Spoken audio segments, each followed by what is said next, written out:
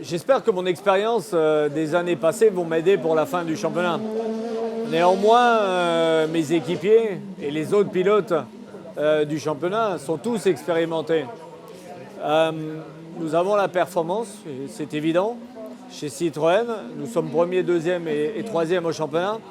Et aujourd'hui, je pense que ce qui va faire la différence sur la fin de la saison, c'est ce qui a fait la différence sur le début de la saison, c'est la réussite. La réussite a été plutôt contre mes performances en début d'année. Et j'espère réussir à la mettre de mon côté pour la deuxième partie de l'année. La plus grande différence pour moi, c'est la langue parlée. C'est la première année que je travaille avec un constructeur français depuis le début de ma carrière. J'ai eu l'habitude de travailler avec des Anglais, avec des Australiens, des Allemands, des Italiens, des Espagnols et bien d'autres nationalités. Et c'est la première fois que je travaille avec des Français. Et donc la langue, mais aussi la culture est différente. Et quand je suis arrivé chez Citroën, je me suis presque senti comme un étranger parce que je m'étais habitué à toutes les cultures, mais j'avais oublié un petit peu celle de la culture française. De surcroît, une équipe qui vient du rallye, qui a une expérience du rallye, et qui vient du côté de la région parisienne, qui a encore une mentalité différente. Mais néanmoins, Citroën est une équipe formidable, qui a été capable de s'habituer, de s'accoutumer aux besoins des courses sur circuit. Et on voit aujourd'hui les résultats. Je pense que toute la première partie de la saison, je n'ai pas été au meilleur de ma forme. Je me suis beaucoup concentré pendant l'hiver à faire le développement de cette voiture et je me suis moins préoccupé de ma propre performance. En même temps, j'ai créé une écurie en France qui fait rouler des voitures dans 3 différents championnats.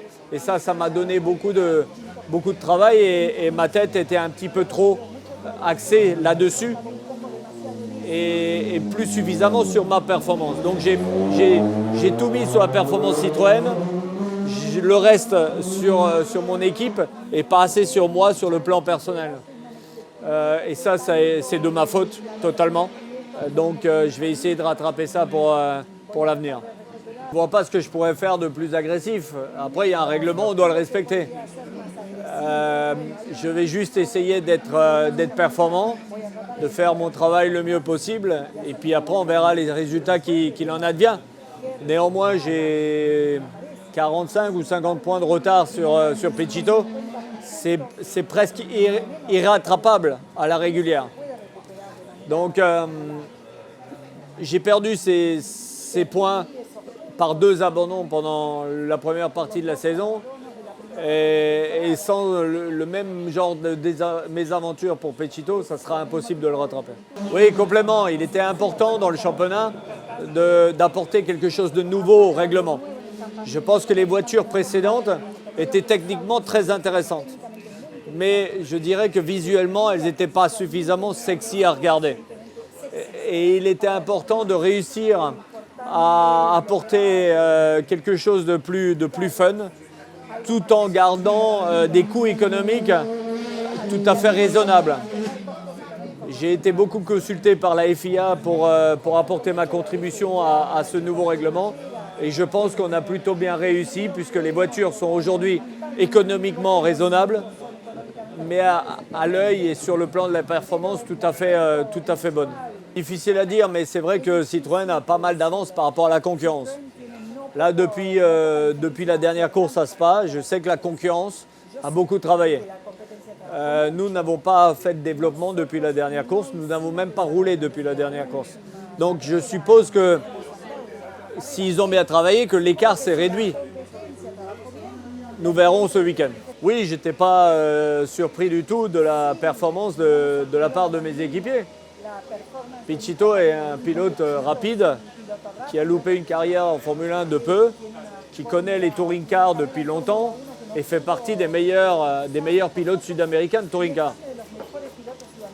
Et Sébastien est un pilote qui a été 9 fois champion du monde et c'est pas par hasard, c'est parce qu'il a une capacité d'analyse qui est hors norme, qui est hors du commun. Donc je suis absolument pas surpris de leur performance.